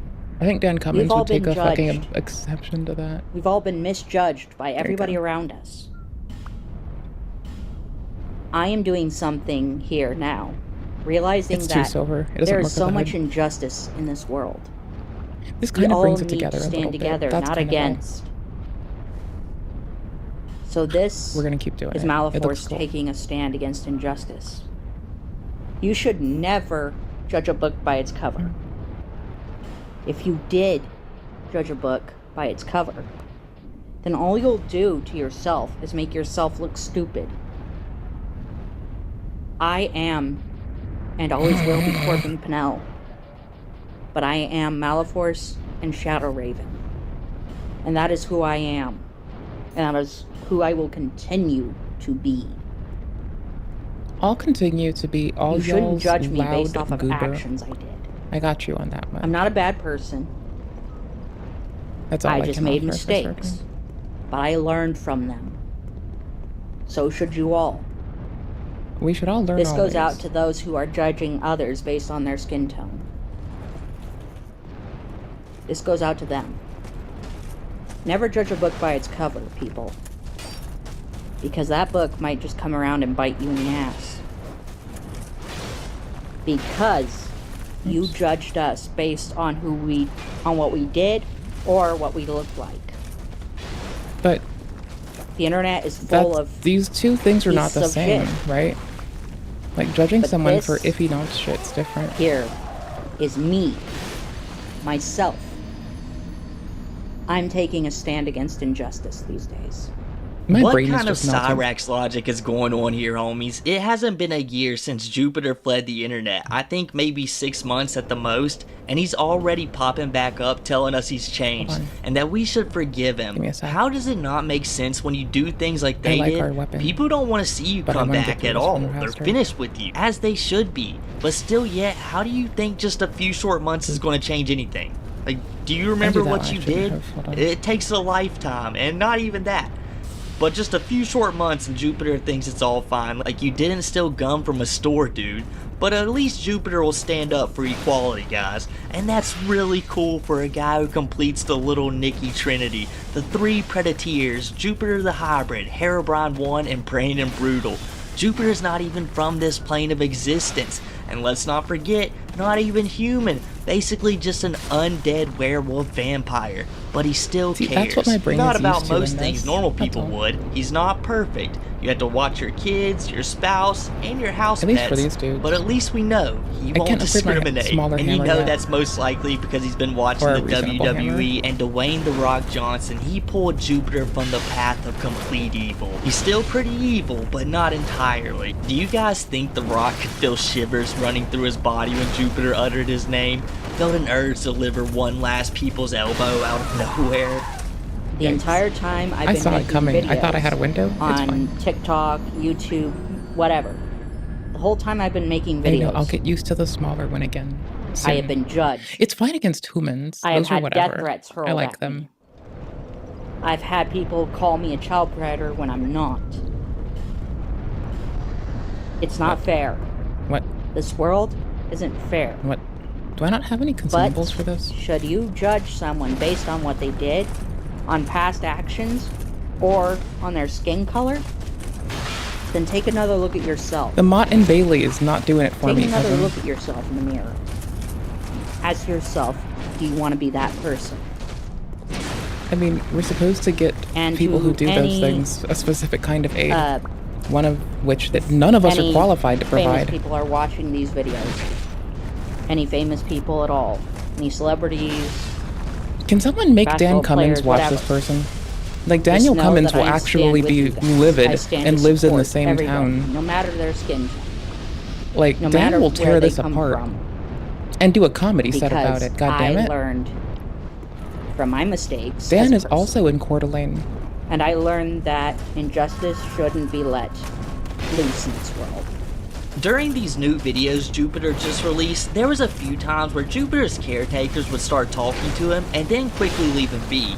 And I could only wonder, why don't they keep him on more of a leash? Every time this dude is talking to someone on the internet, it has to get bad in that group home. Whether it's the FBI raiding the place, or just the police raiding the place, or non-stop pizzas, or any other kind of DoorDash deliveries. It's gotta be chaos in there 24/7 as soon as he gets access to the internet.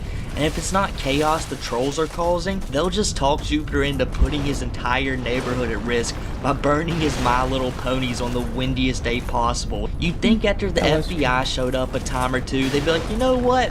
I don't think this Jupiter guy needs a phone anymore. And I understand internet access in general would be harder to take away from him since it would affect everyone in the group home. But I'd be willing to bet a PC in the middle of the living room is far easier to monitor than a phone. Jupiter can just hide it at any time and you would never even know. And if you've ever heard him talk to those employees, he shows them absolutely no respect. There's no way if I was in their shoes, I'd be super accommodating to Jupiter just to appease myself a little bit.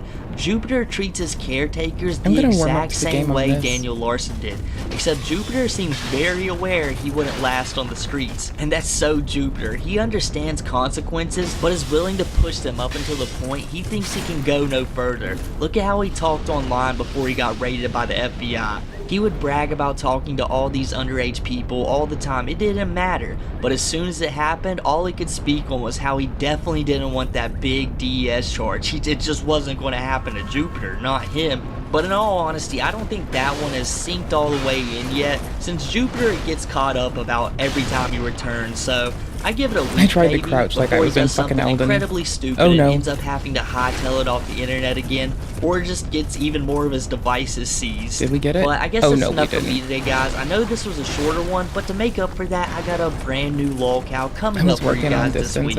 So if you enjoyed this video, make sure to drop a like, subscribe, and follow the socials down below. And I got a lot of things planned for us this week. It's going to be a good one. I'm trying to look for openings better.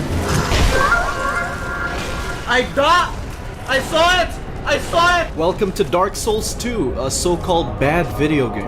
Okay, I guess we're here now. Stop running away. Welcome to Dark Souls 2, death. an outstanding video game, where my tummy is upset as shit. And you're staying here Look at this place. until the laxatives kick in, I gotta goddammit. tell her. Babe, I'm just gonna come Enjoy. right out and say it. You free? What? No, I like Dark Souls 2. Is what I was... What? I'm not kidding, by the way. Hold on. No, I'm not gonna fight for Majula music. I swear to fuck. That's the only reason I keep backing away. I've just been moving it around. That's in the later bin. That's in my later bin. I already have the link in the thingy. Wait, what? Well, I'm about to, like, my brain's about to get broke. We're just gonna, like, you're gonna chill with me, okay? Cuddle up with the fucking stuffy. Stop your whinging. Look at this. Just look at this face. Look at this is a face that only you could like. Only you. And if you think God is gonna skip Gins over, you're crazy. You're crazy. Oi. Jasper County, you dug yourselves a hole. Yeah, you did. You dug yourselves a hole. What's the hole? And is it tasty on the inside or is it like a scary hole? So y'all, it's been a cool minute since we talked about Tammy, but there's some interesting updates regarding her, and of course, she's doing the same old bullshit, ranting about Don Myers and about Jasper County PD, as well as the government, and somehow intermixing all that together and, you know, saying everybody's out to get her. Not just Don Myers, not just the government, not just her own family. They're all conspiring against her because they're jealous and they just hate Tammy. You know, they're just trying to slander her name because they're jealous of all the success that she's gained on her TikTok and YouTube page. I need to do bar stuff. But let's start off at the beginning. A few weeks ago, I got a comment on my YouTube page saying that Tammy Hall gave me a shout out. I clicked that link and I saw that it was a short from Tammy. Now, it's not too long. I think it's even less than a minute, but it's a quick short where she explains that I'm the governor's son. I don't know what this means. I don't really know how to take this, but she just starts off the video saying that I talked about her and that I'm the governor's son. I guess some kind of like theory to suggest that I'm conspiring against her with the government. She seems to be saying that as of late, that the government has people making videos about her to make her look bad. And I genuinely feel like if she's mad at you, you'll be called the government. Which would be weird, because like if I ever get called the government, that's odd. I hate to break it to you, but I need them to do stuff for me. I'm not them, or else I'd just get my shit done. For God, you're literally just a normal person. The sooner you get that through your head, the sooner that this internet shit is going to get a lot easier for you. Leaping Lemur looks like a governor's son or something. You gonna eat your father or is he gonna eat you? Let me know in the comments. Shit, brother. What? That shit's I honestly don't know where she gets these ideas from, but I have two theories. My first theory is that someone is trolling her and pretending to be me, sending her pictures of some random governor's son and claiming that that's me. Or this is a real schizophrenic delusion that she has, and she genuinely thinks I'm some governor's son. Specifically, I guess, the governor of Jasper County PD, because y'all already know that when Tammy goes after a police department, it's most likely Jasper County PD. And I honestly think it's the latter. Like, I think she's just having some kind of schizophrenic delusion. Did Lil Bro just say the governor of a county? I need a moment. Hold on. What? People go into her comment section all the time. You did not just. I'm sure there's people that text her motherfucker, bring that back. Wait, like where's my fucking... Myers oh gosh, I have too many things open. It's minimized. She genuinely thinks I'm some governor's son. Specifically, I guess, the governor of Jasper County PD, because y'all already know that when Tammy goes after a police department, really it's funny, bro. most likely Jasper County PD. But also, and I honestly think it's the latter. Like, I think she's just having some kind of schizophrenic delusions, but a part of me believes that she may be getting trolled, which is pretty crazy. I mean, it's quite possible. People go into her comment section all the time and fuck with her. I'm sure there's people that text her on TikTok and pretend to be different people, like Don Myers, or, you know, these different individuals from Jasper County PD. So I could see somebody pretending to be me and, you know, trying to fuck with her just to get a rise out of her. Either way, it's pretty stupid. Like, you probably shouldn't be messing with her, and I don't want her to have schizophrenic delusions about me. So I'll answer your question right here, Tammy. I am not the governor's son. Really, dude, I don't know any governor personally, you know what I mean, let alone be a governor's son. So it's pretty crazy to just make that assumption. I don't know where you got that from, but nah, just a random person just like you. But like I said in the beginning of this video, Tammy has something in her head that, like, all these YouTubers that are making videos about her are somehow conspiring with the government to bring her down. And, you know, Don Myers also has to be included in there because she just can't keep Don Myers' name out of her mouth no matter what. She's already said everything she's had to say about Don Myers, but yet she continues to bring his name into shit, even though you never really see him interact with her. Like, it's obviously troll accounts that just use his name. Like, anybody could make an account and pretend to be a person online. It doesn't really take that much work. There's no verification to make a YouTube account and pretend to be somebody. So these people are just making accounts with the name Don Myers and fucking with her. So it just continues this crazy cycle where Tammy will get on live and, you know, get real flustered and start ranting about how the government has it out for her. So like 11 days ago, she ended up doing a live stream where she went back to her roots and she started ranting about Don Myers and Jasper County PD again. It's been a while since she's ranted about Don Myers specifically, at least like extensively. Most of the time she just kind of name drops him, mentions him for a couple of seconds, and then moves on. But in this live stream, she goes in on Don and she seems to bring up a lot of the past tension between the two, and, you know, somehow includes the government and Jasper County PD in there. Oh no, I didn't. Well, fuck it, we're doing it now.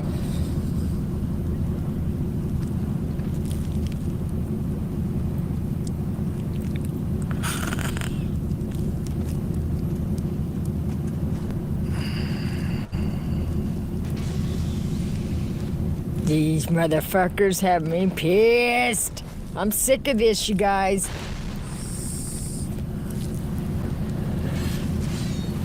I love its moveset. Sorry, sons of bitches. Sorry, sons of bitches. Sorry, son of a gun. County, they're watching you, you fat fucks.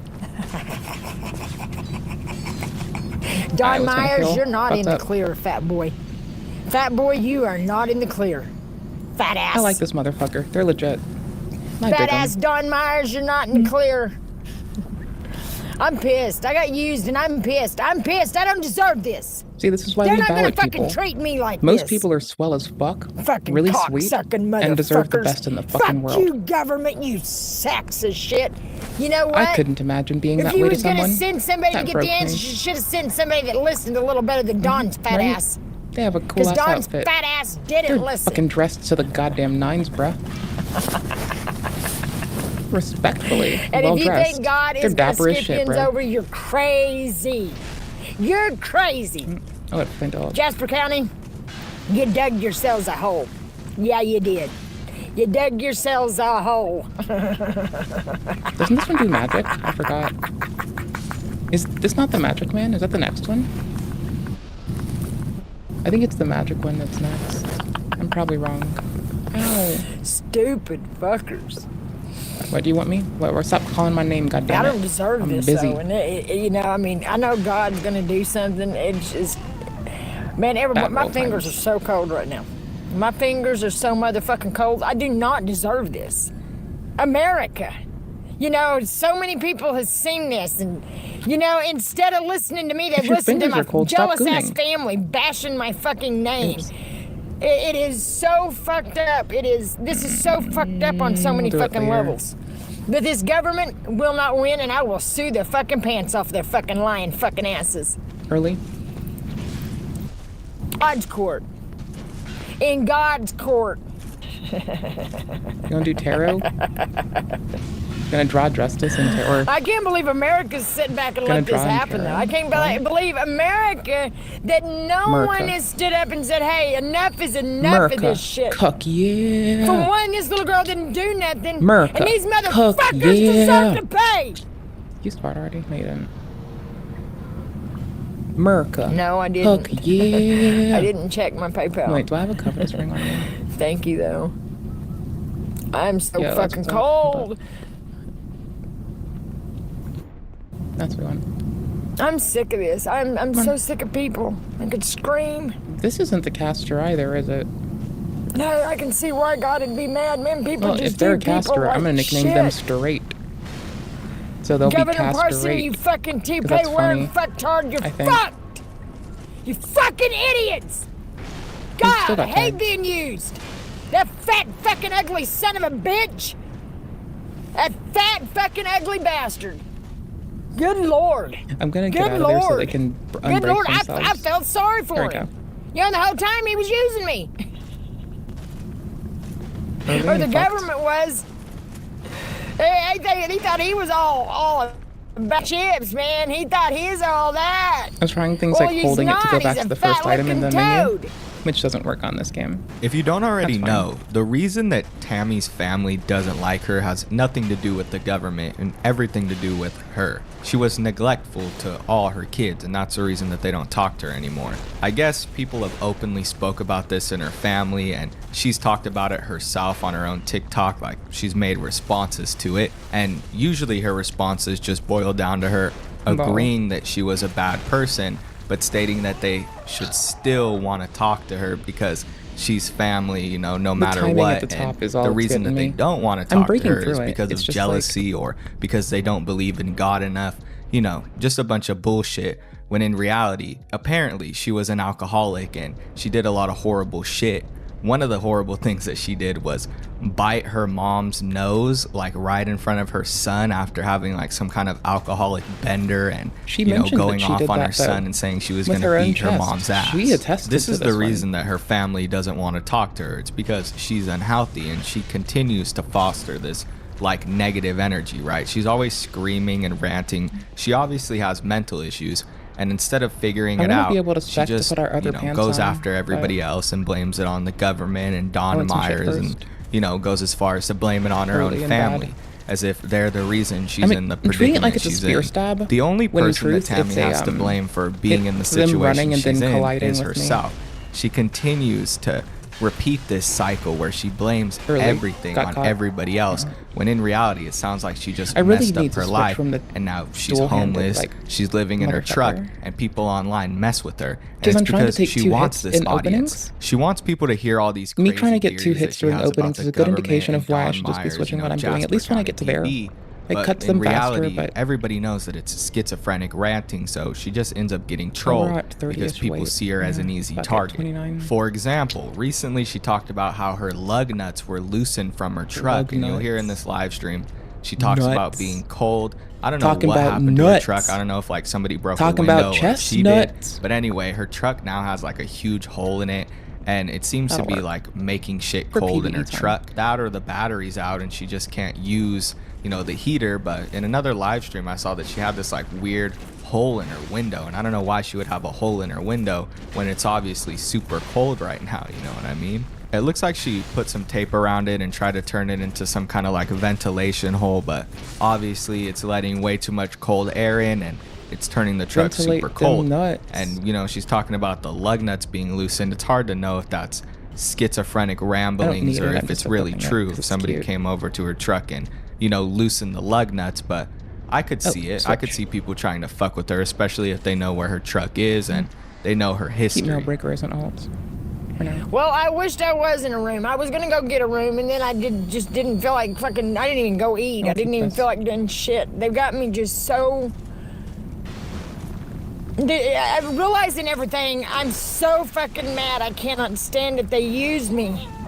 They used me. I see how I missed it. I'm doing it on initiation, not when their hips come. I need to roll into them, not away No. from the mark is what I caught too. It's double things. I I'm didn't feel fucking like up. doing We'll anything live. yesterday. I mean, this is. I'm showering Oh, after stream stop it, because Tammy, I've enough is enough. eaten a Fuck you. fucking laxative. Fuck you, Jasper County. You fat fuckers. That's all I got going You on. fat fuck. That's inappropriate. No, not enough Short is sword not time. enough. Fuck them. Let's go. You lying son of a bitches. Fuck it. I'm gonna grab lying that motherfuckers. because it is our upgrade mats. If Don Myers says something doesn't happen soon, I'm gonna blow the fuck up. I'm gonna blow the fuck Oh my up. gosh, I'm I not fell into lying it again. about a fucking thing. This shit has gotta stop. This is wrong. My God, America, you enjoyed it? You enjoying it that much? Do you love crime and fucking doing people wrong? Oh, my stamina. Government, you met your match, you motherfuckers. No stamina. Yeah, you did.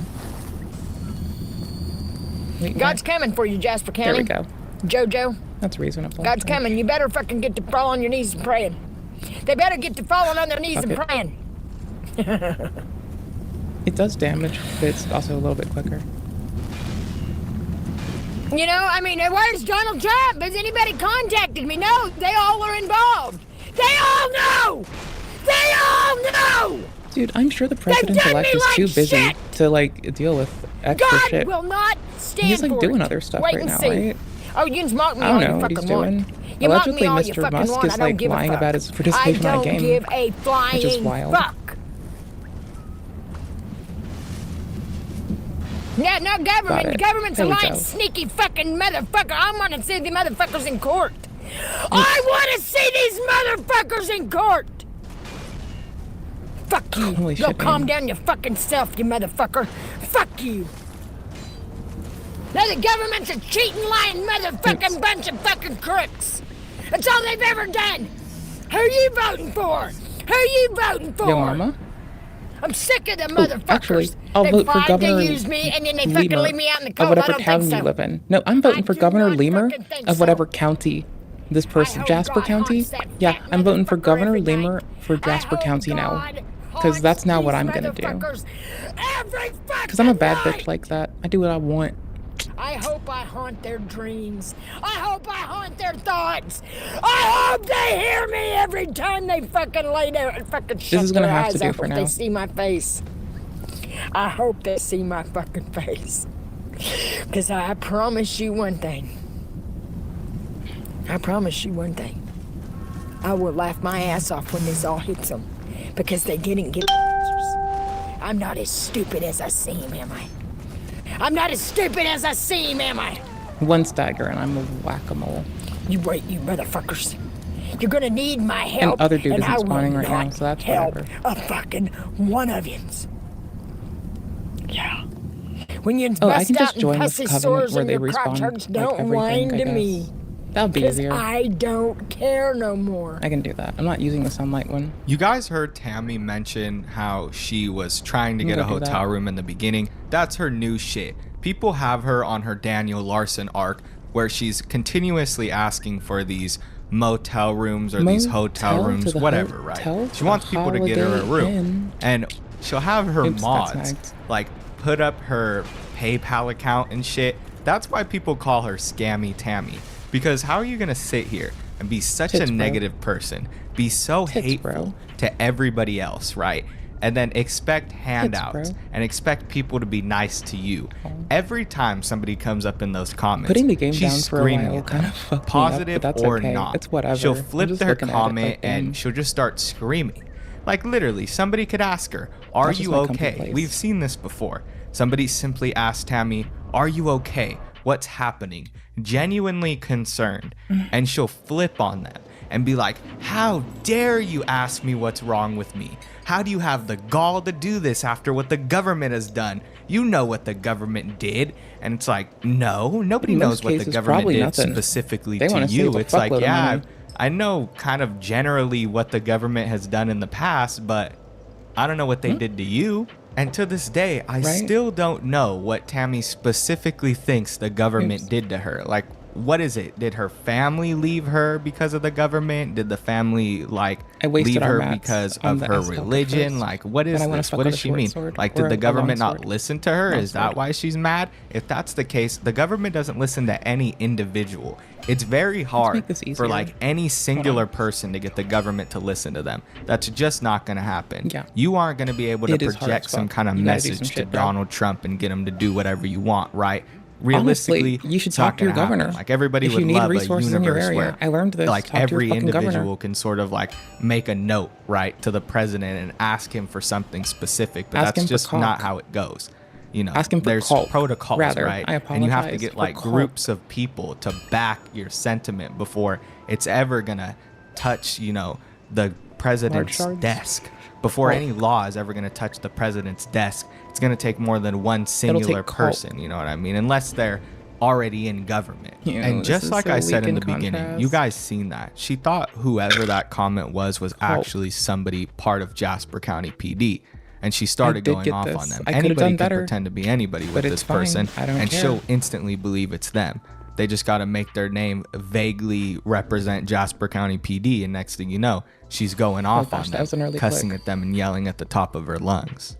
It's like Tammy is the most extreme Did I kill this NPC by personification accident? of 'Cause these I feel like shit if individuals that's that the are case. conspiracy brain, right? These people that just think that the government's out to get them and them specifically.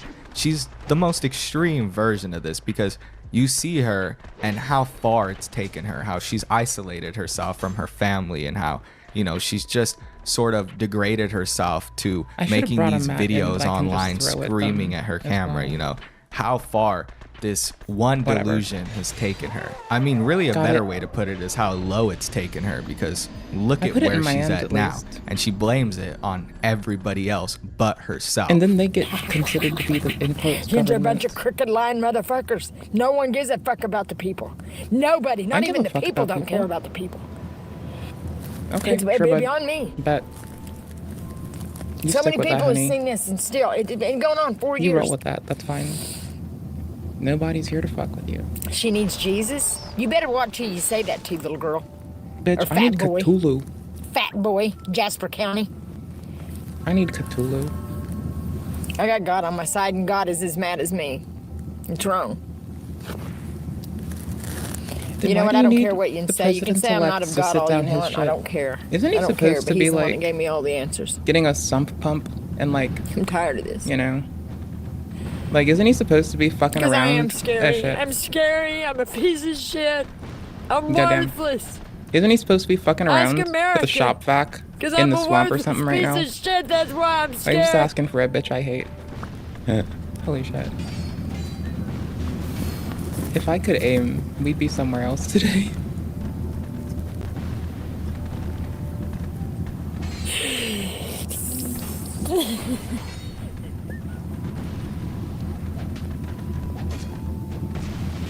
America, you're gonna need God someday, and He's not gonna be there for you either. Okay. You're gonna need God someday, and He's not gonna be there for That's you fine. either. He's gonna do you just like I you've don't done want to nobody. people. I like being alone. I like solitude. Makes me happier. That's what's gonna happen. And Got my Don Myers, effigy. you're gonna fucking If I get died, what you I got wouldn't have got coming, the buddy. effigy, so I had to like You're snag it gonna at the get cost what of you life. got I didn't coming. have to, It's coming but if for only you, one of fat them's boy. dead, they don't respawn. It's coming for you, fat boy. Presumably, a wiser person than me You would lure them fat one at a time. fucker! It's coming for you. Yeah, it's coming for you. Bro is just Jasper like on County? a tear. They're coming. God damn, brother. They're coming for you. God damn, brother. Little God bro's is on a coming tear for today. you, sweethearts. No. Sweethearts, Sweetie sweethearts, patootie? sweethearts. Sweetie You patootie. fucking lump of shit. Tammy toilet? will sit there and say over and Alright. over again that she's like a woman I of God still and she need believes my in laxative God. kick But in. her idea of God So, is good luck on spiting that one, people. homie. Like, she uses God as a tool to try to say that he's going to harm people, right?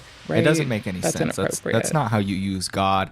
That's I not mean, how if you're her, religion should apparently work. it is. If you really believe Fuck in it. God Just and doing you know it. you really Fuck it. follow Bite Christianity, me. you would know Keeping that my that's Estus. not how the I teachings know, work. Tommy It's not Sully. like, oh yeah, I sent God to punish you I'm guys. gonna stick God That's on what ya, the devil would do. brother. Like, that's the complete God opposite damn. of what God would do, right?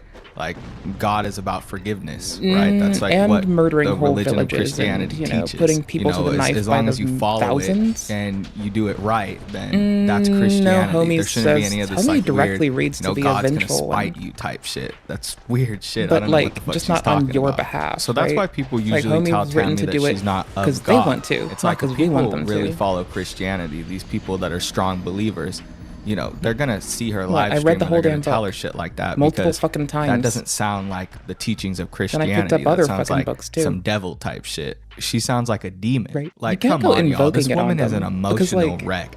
She Lil goes homie, from screaming, little being cloud angry homie's as goal, fuck, right, to isn't to do completely for you, breaking it's to down do for crying like because their something objective, somebody else said to and her, you can't because just like people are calling her impose it on little scary. cloud She'll homie that sit that's what they're here, gonna do. say all this bullshit, And act like all little tough, cloud and homie then doesn't start want us breaking down, wishing ill on crying, others, but little cloud asking homie for can do that for sympathy. themselves, It's weird. right? I don't know if like she Like they are a genuinely vengeful was and jealous sad one if you started listen to crying, the or and you if read she their just own did fucking that because literature. she wanted somebody However, to donate to her PayPal. that's it. It's really hard to tell with Tammy. That's Either all. way, she just starts breaking down, all. crying, looking really weird. You know what I mean? Like, Vess I don't is know, over she there like like, starts "Bitch, scrunching stop up her using face. consumables," and I'm Felt like- like I've seen her cry before and it's not this intense. So it just really seems played up, right? Like you don't see a single tear. She kind of just scrunches up her face and starts making her voice sound like Nothing she's does crying. damage to I these mean, dudes this right woman now. is vile. She's absolutely vile. The shit that she comes up with, the insults are wild, dude. To call somebody a lump of shit What? like that Oh, I switched with as items? much like passion and conviction the as she item swap did, you know what fucked I me mean? up. It's like That's she okay. really felt that shit, you know what I mean? She called somebody like a lump of shit and Probably it wasn't us. even ironic. Like she genuinely felt that shit in her heart.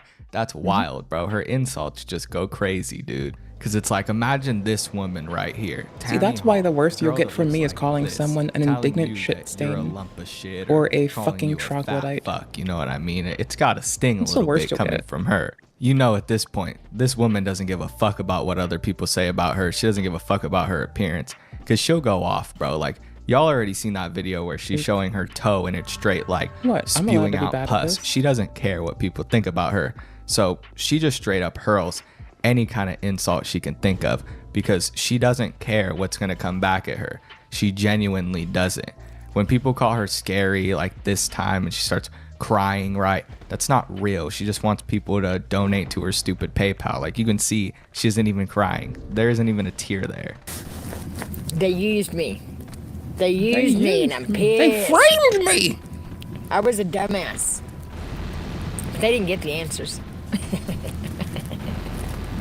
To think I went to their town meetings, I got so much proof they're lying motherfuckers. But you know what? This whole world don't care.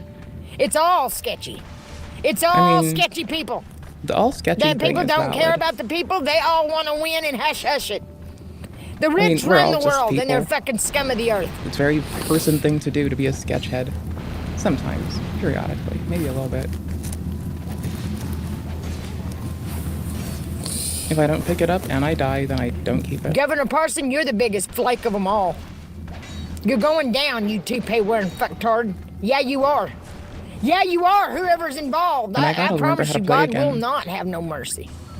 God will have no mercy for you shallow motherfuckers!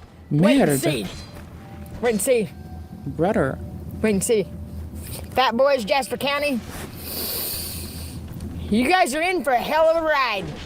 Yeah, I yous are. mispositioned my body. Oh my You're gosh, not what gonna am I wait. locked You're not onto? gonna do anything Holy different. You're shit. not gonna do what's right, and that sucks.